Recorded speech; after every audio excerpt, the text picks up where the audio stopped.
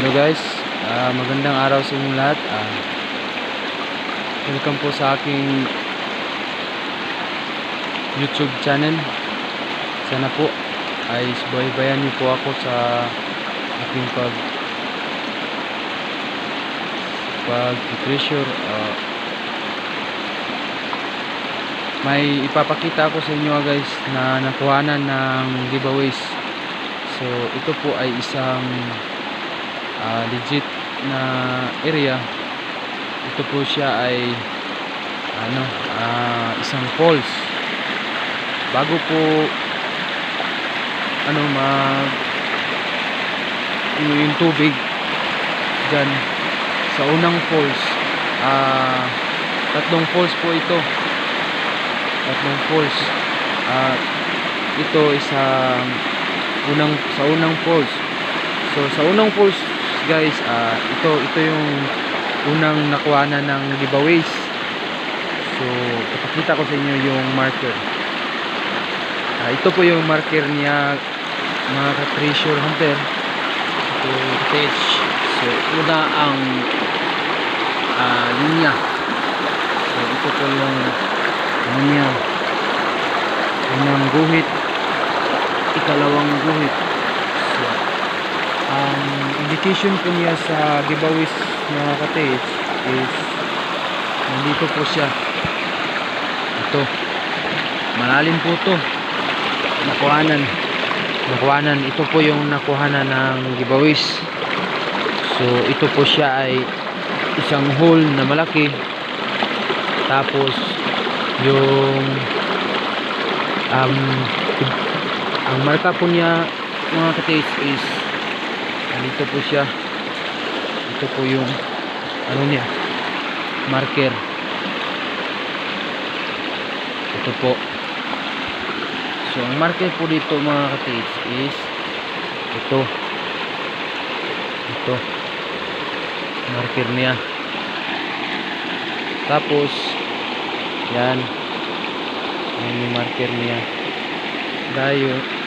Tapos may dito, letter C. Ito napakakinis po nito. Letter C, indication po yan ng giveaways na nakuhanan. Yan kung susukatin to mga katiids, lagpas biwang po ito. Malalim to, kaso lang may mga bato po ito na papasok dito dyan sa butas niya. So kung magkukumpas tayo mga katids, galing po dyan sa letter C na yan is north-south alignment. North yung letter C. Tapos yung letter C po ay may hole po dito. May dalawang hole. Apat pala. Yan. May hole. Tapos yung south naman is itong hole. Malalim po to. Tapos yung dalawang guhit naman po mga ka-tids is yung dalawang guhit naman is east-west alignment. East-west alignment. East yung guhit. Tapos yung marker naman, yung hole naman is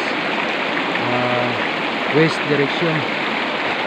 Tapos itong passage naman niya is yung dalawang bato. Passage niya direct to item na naman. Yan po. So makikita niyo naman napaka-legit talaga yung marker. Yung letter C. Tapos yung passage niya, yung passage direct to item, dyan po. Yan, direct to item. Tapos kitang kita naman na nakasentro siya sa tubig. Kung magkukumpas tayo doon, galing doon sa straight line ng item, yung hole at nung tubig is 315 degrees, azimuth 135. Ah, yan po. Yan po ang ibabahagi ko sa inyo ngayon para malaman natin na kapag may marker na ganyan, letter C, yan, kung titingnan natin yan sa ganyan, yan, letter C yan, kinis, napakakinis, at may hole pang 4 dito. Ito hole yan na naka-indicate dito sa item dyan. So yan lang mga buddies. Sa susunod na video ko ay ating tatalakayin yung holes na yan. May nakuhaan pa dyan, marami nakuha dyan sa baba. Yan lang.